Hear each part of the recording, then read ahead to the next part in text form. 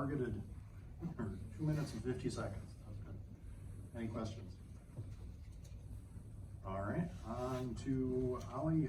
Heidi? Heidi. I'm sorry, can you hear me? I can't tell if it's on very well. It's on. You're Okay, ready thank to you. go.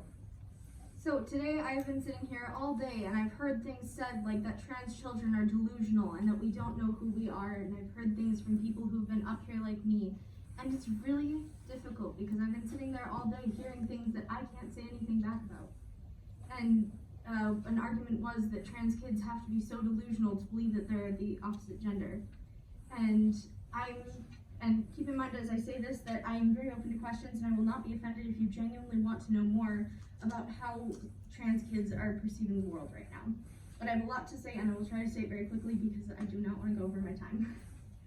So, I'm a trans kid. My body belongs to me, and I'm not a girl. My body isn't a girl's body because it's mine, and I'm not a girl. The arguments today talk about mostly trans men or women. Those are words to describe an adult. All of the arguments today for this bill have been talking about the trans children as if they were adults. If we are going to be talked about as adults, we should also have our opinions respected as those adults. Sorry.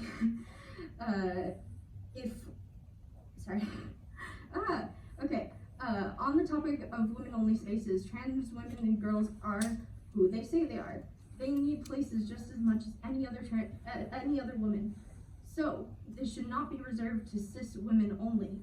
Also, cis girls are against this bill, and the women who are talking today in support of this bill were adults.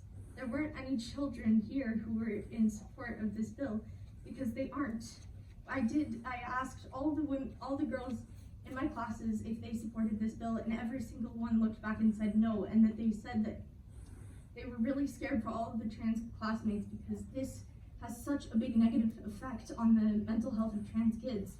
We all know what's happening. We all see the news. Sorry, I'm losing my breath a lot, I'm anxious. But we all know what's happening, and we all know who is voting for everything. We know what's happening, and we know who's supporting it, and we know, and it hurts because we see which adults are supporting us and which of them don't care about our mental health and if we live or die. Because it is. Mental health among trans people is a really big problem.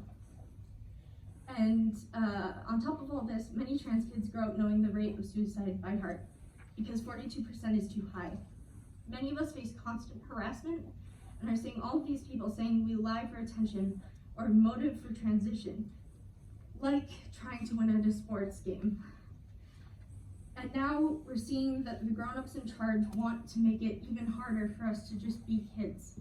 We just want to do that. No one's lying because they want attention. No one's trying to win at a sports team because they just want to be themselves and live happily.